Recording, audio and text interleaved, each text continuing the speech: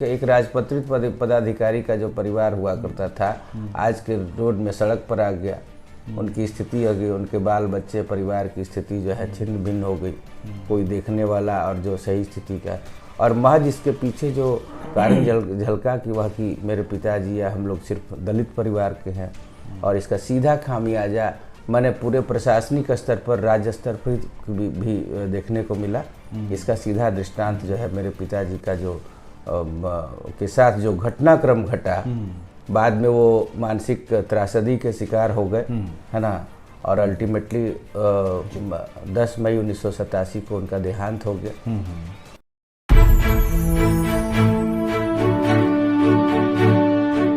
जय भीम। मैं अशोक दास, आप देख रहे हैं दलित दस्तक। जातिवाद किस तरीके से काम करता है हमारे देश में, उसका एक जीता जागता उदाहरण मैं आपको बताऊंगा।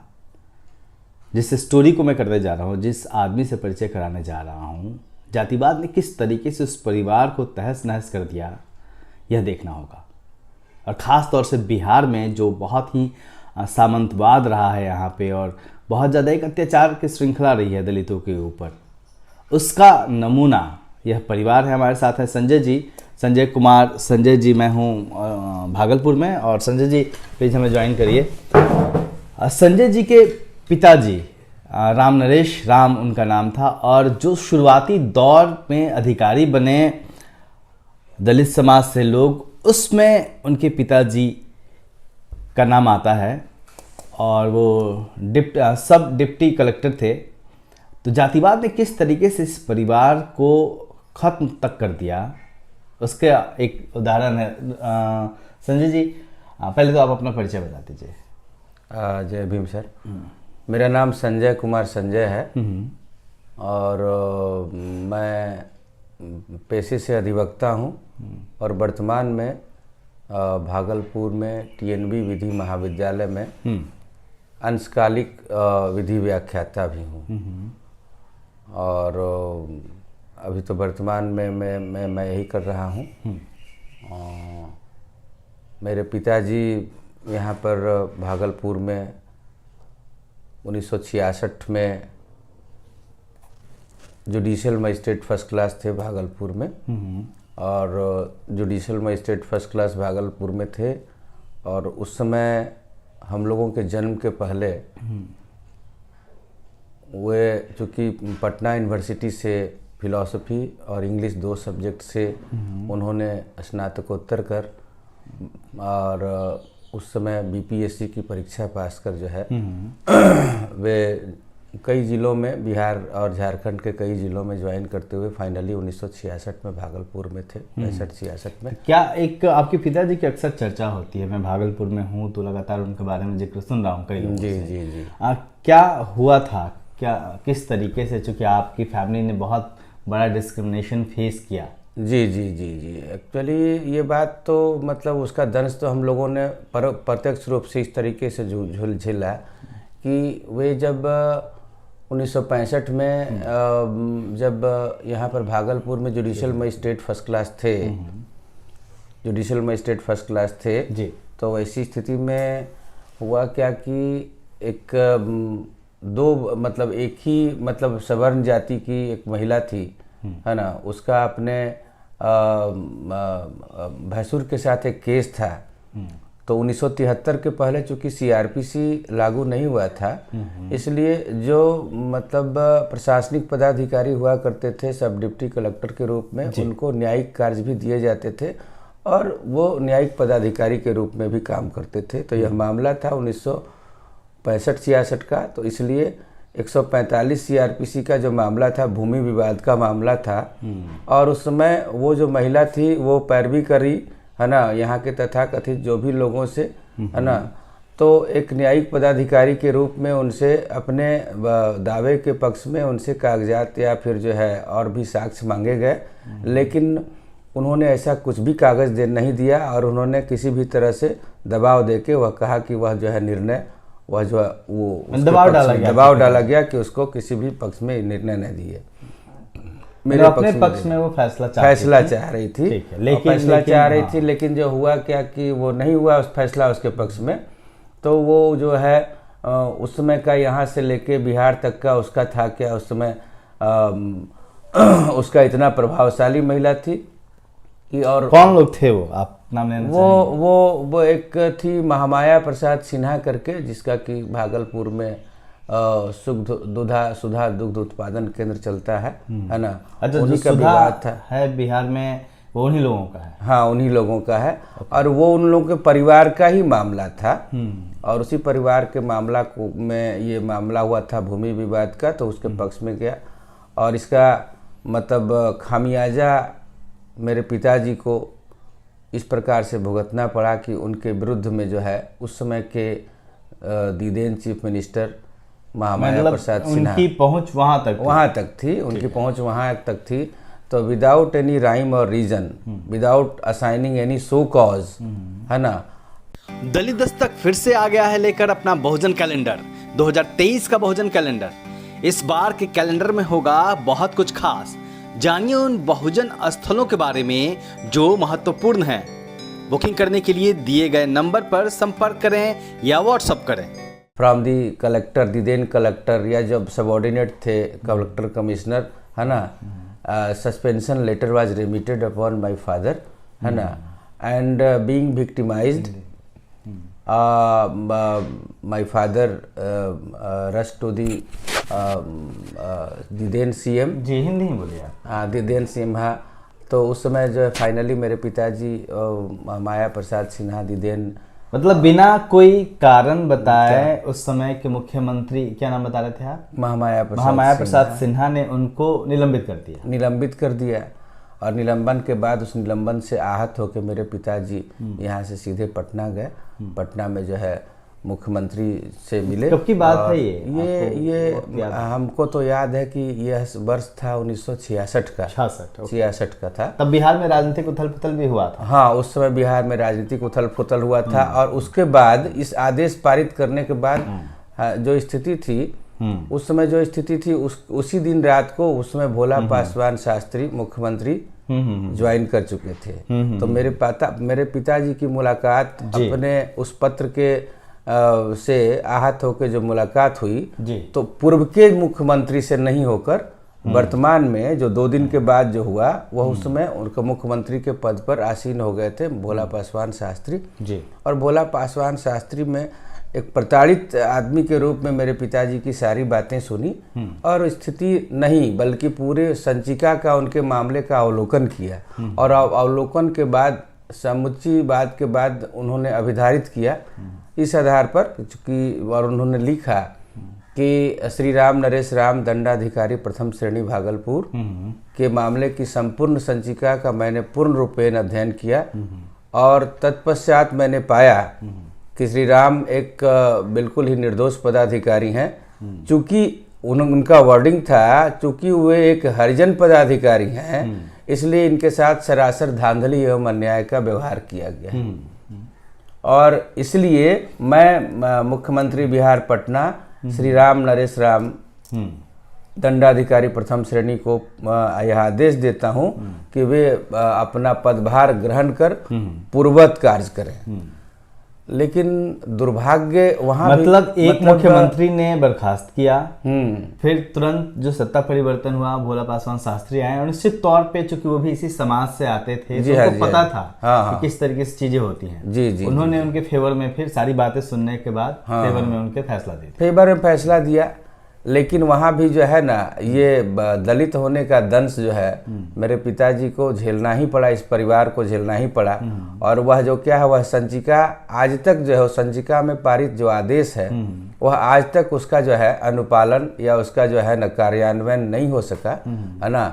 यहाँ से लेके मेरे पिताजी और मतलब क्या ऑफिस लेवल पे गड़बड़ कर दिया? ऑफिस लेवल पर ही गड़बड़ कर दिया। और फिर मुझे याद है कि बहुत कम समय तक वो सत्ता में रहे थे। हाँ, के लिए मुख्यमंत्री। हाँ, वो ऑफिस लेवल तक ही उस संचिका को लोगों ने जो है ना वो गायब कर दिया और आज तक जो है वह आदेश मतलब का पालन नहीं हो सका। मैं आपको रोक रहा हूँ, मैं दर्शकों से कहना चाह रहा हूँ, आप सोचिए कि किस तरीके से जातिवाद किस लेवल पे काम करता है। एक मुख्यमंत्री आदेश देता है और वो उस आदेश की कॉपी तक गायब कर दी गई, उस वक्त में पहुंची नहीं, और उसका खामियाजा ये परिवार आज तक भुगत रहा है। जी जी जी जी फिर क्या हुआ? फिर उसके बाद जो है मेरे पिताजी यहाँ से लेके हाई कोर्ट में, सुप्रीम कोर्ट तक सारा चीज़ जाते रहे, लेकिन यहाँ भी जो है चाहे आर्थिक कारणों से या फिर जो इस तरह की परिस्थितियाँ रही जिस कारण जो है वो मतलब उस आदेश को वो अपने मतलब निर्दोष होते हुए भी जो है उसको लागू नहीं करवा सके। और लागू नहीं करवा सके इसका कारण और अल्टीमेटली जो है पूरे रेस्ट ऑफ द लाइफ मतलब पूरे शेष जिंदगी है ना उस दलन का शिकार न सिर्फ पिताजी बल्कि उनके हम लोग बच्चे हैं झेलते रहे। और आज तक स्थिति बहुत खराब मतलब सब कुछ टूट गया, परिवार सब कुछ टूट गया, सब कुछ टूटा। एक राजपत्रित पदाधिकारी का जो परिवार हुआ करता था आज के रोड में सड़क पर आ गया, उनकी स्थिति हो गई, उनके बाल बच्चे परिवार की स्थिति जो है छिन्न भिन्न हो गई, कोई देखने वाला और जो सही स्थिति का। और महज इसके पीछे जो कारण झलका कि वह कि मेरे पिताजी या हम लोग सिर्फ दलित परिवार के हैं, और इसका सीधा खामियाजा मैंने पूरे प्रशासनिक स्तर पर, राज्य स्तर पर भी देखने को मिला। इसका सीधा दृष्टांत जो है मेरे पिताजी का जो के साथ जो घटनाक्रम घटा, बाद में वो मानसिक त्रासदी के शिकार हो गए है ना। और अल्टीमेटली 10 मई 1987 को उनका देहांत हो गया। और उसके बाद जो है किसी तरह से हम लोगों ने शिक्षा दीक्षा ग्रहण किया। शिक्षा दीक्षा ग्रहण करने का मसला ये था कि उस समय हमारे ही समाज के जो यहाँ पर पदाधिकारी थे, किसी प्रकार हम लोगों का नामांकन उन्होंने जो है राजकीय आवासीय उच्च विद्यालय में कराया। उसके बाद जो है वहाँ से अपनी प्रारंभिक शिक्षा प्राप्त करने के बाद फाइनली जो है इंटरमीडिएट करके उसके बाद मैं उस समय का जो गुजरात के बाद पूरे बिहार में प्रथम बार जो है पूरे बिहार में पंचवर्षीय लॉ कोर्स जो हुआ, पंचवर्षीय लॉ कोर्स जो हुआ, उस पंचवर्षीय लॉ कोर्स में भागलपुर ही यूनिवर्सिटी था। जी तो फिर आपने वहाँ से किया। अच्छा, वहाँ से लॉ अगर आपके पिताजी के साथ नहीं हुआ होता उस तरीके जी तो वो कहाँ पहुँच के रिटायर करते? नहीं, आज तक तो निश्चित रूप से आज तक को तो उनके कंटेम्पररी जो भी थे कम से कम वो लोग जो है ना कम से कम वो लोग आयुक्त जो निश्चित रूप से हुआ करते। मेरे पिताजी के जो मतलब उस समय के जो कंटेम्पररी पदाधिकारी लोग थे, सहकर्मी थे है ना, वो मेरे पिताजी मतलब सामान्य पदोन्नति भी होती तो वह आज की डेट में वो उनकी सेवानिवृत्ति आयुक्त के पद से होती, निश्चित रूप से होती।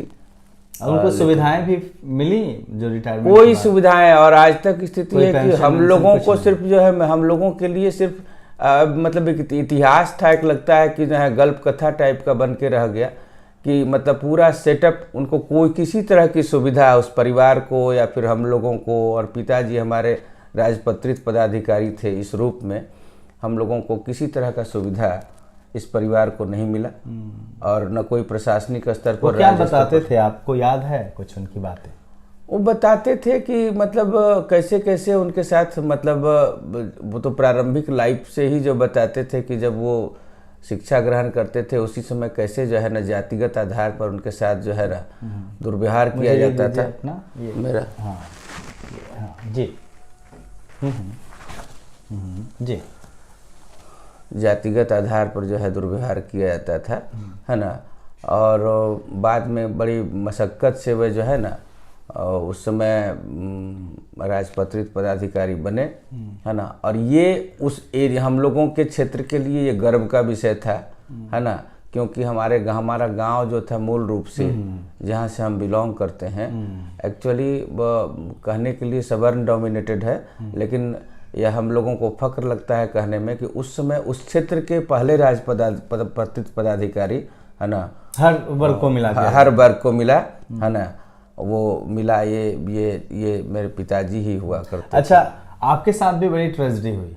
मैंने सुना कि आप जुडिशियल मजिस्ट्रेट बनते रह गए। हाँ, यहाँ हम लोग के साथ भी क्या हुआ कि मैं जब जो है जुडिशियल मजिस्ट्रेट का एग्जामिनेशन 3 बार मैं बीपीएससी की एडमिनिस्ट्रेटिव सेवा में गया, इंटरव्यू तक गया, लेकिन फाइनली नहीं हुआ है ना। और मतलब अनएक्सपेक्टेड हुआ, क्योंकि इंटरव्यू बोर्ड के सामने कहीं से यह नहीं लगता था। लेकिन अब जो स्थिति थी उसको समझ में आता था कि मतलब कैसे लोग के साथ जो है दुर्व्यवहार किया जाता है, कैसे लोगों को छांटे जाते हैं, कि जो प्रक्रिया है जिसका कोई आधार समझ में नहीं लगा और जिसका दंश हम भी झेले। फाइनली मैं बहुत निराशा में था, तो न्यायिक सेवा में 25वीं न्यायिक सेवा में मेरा चयन हुआ। और 25वीं न्यायिक सेवा में जो कि राज्य बंटवारा का मामला था, राज्य बंटवारा के मामले में कुल 152 में से हम लोग 52 जो अनुशंसा हमारी भेज दी गई थी कार्मिक विभाग को, लेकिन उसके बाद भी जो है मतलब हम लोग का मतलब कि नियुक्ति के स्तर पर अपॉइंटमेंट लेटर जो इशू किया जाना था वो सर नहीं हुआ। और इसका फल यही हुआ कि मतलब मैं राजपत्रित पदाधिकारी न्यायिक सेवा में नहीं ज्वाइन कर सका। और बहरहाल मैं चूँकि विधि के संकाय से हूँ, इसलिए मैं विधि व्यवसाय में हूँ। और वर्ष 2008 में तिलका मांझी भागलपुर यूनिवर्सिटी से हाई कोर्ट के परमिशन से एक वैकेंसी आई थी, तो उसमें अंशकालिक शिक्षक की जो जिसकी प्रकृति मतलब अस्थाई अंशकालिक शिक्षक का स्वीकृत पद पर होना है, उस स्वीकृत पद पर 10 स्वीकृत पद में से एक पद में मैं दावेदार था और उसमें मेरा चयन हुआ। और 2008 से मैं अंशकालिक विधि व्याख्याता के रूप में अभी पदस्थापित और कार्यरत हूं। जी, बसपा से भी जुड़े रहे हैं आप शायद बसपा के पहले भागलपुर के अध्यक्ष बने। हाँ, मैं जब इस सारी सिचुएशन से जब मैं होश संभाला तो थोड़ा सा मेरी जब समझ आई, तब मैं इस इंटरमीडिएट का विद्यार्थी हुआ करता था। उस समय मेरा संपर्क जो है बसपा के दिलीप पासवान प्रमंडलीय अध्यक्ष और उस समय प्रोफेसर विलक्षण रविदास साहब भी थे, है ना, वो हम लोग के गुरुदेव थे। तो उनके सानिध्य से और बामसेफ के का जो उस समय कैडर क्लास हुआ करता था, उनसे मैं बहुत प्रेरित हुआ। और मैं एक समय था कि मैं होल टाइमर हो गया था। पूरे अपने जीवन का लगभग मैं समझता हूँ कि 7 वर्ष पूरी मतलब शिद्दत से बसपा में मतलब काम किया। एक जिला अध्यक्ष, मैंने पहला जिला अध्यक्ष। उस समय बहन मायावती, मुझे सौभाग्य प्राप्त हुआ कि मायावती बहन भी मेरे घर आई। और काशीराम साहब जो राष्ट्रीय अध्यक्ष थे उस समय, वह उनका भी स्नेह मिला, वो भी आए थे उनके, हाँ इसी घर पे आए थे। और दोनों आदमी आए थे। मैं अपने अध्यक्षीय मतलब कार्यकाल रखा। 3 बार यहाँ पर जो है राज्य स्तर का जो है सम्मेलन जो है यहाँ पर करवाया अपने अध्यक्ष होने के ये में। और वर्तमान में भी चूँकि वो दलित चेतना या बसपा का जो मिशन है ना, मिशन के बारे में बेसिकली जब मैं स्टूडेंट था तब बताता था कि मिशन का मतलब महान उद्देश्य का मामला था। और महान उद्देश्य की जो बात कही जाती है उसको मैंने मतलब मूर्त रूप में देखा उस समय बसपा में ज्वाइन करके।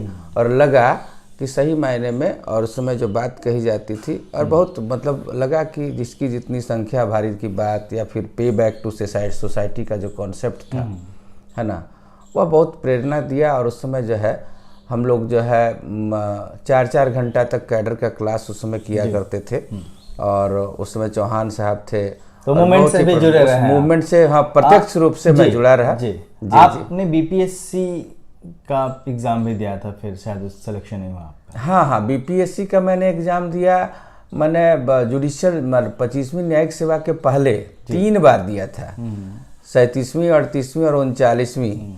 और तक पहुंचे और तीनों बार मैं साक्षात्कार के स्तर पर जाके, है ना, मतलब चयनित नहीं होने का तगमा लेकर वापस चला आया, है ना।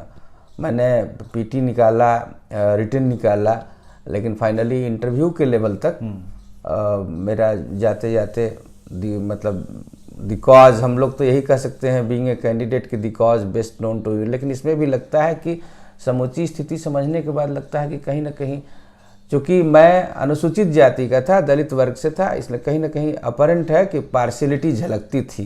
क्योंकि इंटरव्यू बोर्ड में जितने भी मेरा इंटरव्यू लिया गया, मैं बहुत संतुष्ट था, इंटरव्यू बोर्ड के मेंबर्स भी संतुष्ट थे, लेकिन फाइनली मेरा चयन नहीं हुआ। इससे लगता है कि न कहीं न है मैंने जातिगत आधार पर जो है मेरा चयन नहीं करने की मंशा उन लोगों की रही होगी। कितने लोग हैं आप लोग आपकी फैमिली में?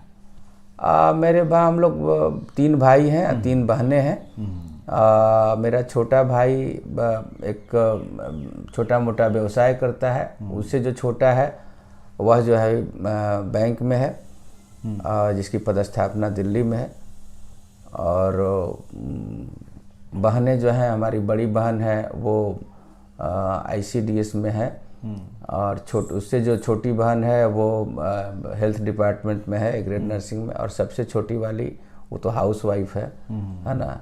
ये लोग तीनों विवाहित होकर अपने बच्चों के साथ ठीक ठाक। आपको लगता है कि अगर आपके पिताजी के साथ उस वक्त जातिवाद नहीं हुआ होता, तो उस तरीके से उनको नहीं किया जाता, तो आप लोग बेहतर स्थिति में होते? निश्चित रूप से, मतलब हम लोगों का जो जन्म हुआ था तो लोग आज के डेट में लोग मतलब इतिहास की तरह बताते थे। उन लोगों, मेरे फादर के जो भागलपुर में रहने वाले ही जो तथाकथित पदाधिकारी थे, उन लोगों को देख के हम लोग दया के पात्र बन गए थे। और जो एक स्टेटस हुआ करता था उस समय, है ना, तो निश्चित रूप से आज हम लोग किसी तरह, हम लोग तो किसी तरह सरवाइव कर गए उस विषम परिस्थिति में भी। हम लोग किसी तरह जो है ना अपना अस्तित्व तो बचा पाए, ये बड़ी बात थी। अदरवाइज आज के डेट में हम लोगों की स्थिति बहुत बेहतर होती, है ना। हम लोग की चूंकि और बेहतर एजुकेशन हो और बेहतर एजुकेशन हो पाता, है ना, जिससे हम लोग वंचित रह गए। इसलिए कि मेरे पिताजी एक दलित पदाधिकारी होने के कारण उनके साथ जो प्रताड़ना हुआ, प्रत्यक्ष रूप से उनके साथ जो पार्शियलिटी हुई, इसका खामियाजा उनके हम बच्चे, हम लोग आज के डेट में भी हम लोग भुगत रहे हैं। जी जी। तो संजय जी ने अपनी जो कहानी बताई, इससे आप समझ सकते हैं कि बिहार में क्या दलित समाज के साथ किस तरीके से देश के अलग अलग हिस्सों में जातिवाद होता है, और किस तरीके से सत्ता उनके साथ मिल जाती है, सत्ता उनके खिलाफ काम करती है। ये पूरा परिवार एक जीता जागता उदाहरण है किस तरीके से जातिवाद झेला इसने, और निलंबित कर दिया गया बिना किसी कारण के। और दूसरे मुख्यमंत्री ने जब उनका निलंबन वापस लिया तो उसकी कॉपी तक नहीं पहुंच पाई, उसको दबा दिया गया। तो जो खेल है सत्ता का और जो अपर कास्ट का, किस तरीके से वो एक साथ संगठित होकर दलितों को दबाने की कोशिश करते हैं, कहीं ना कहीं ये एक बड़ा उदाहरण है। आप देखते रहिए दलित दस्तक। जय हिंद।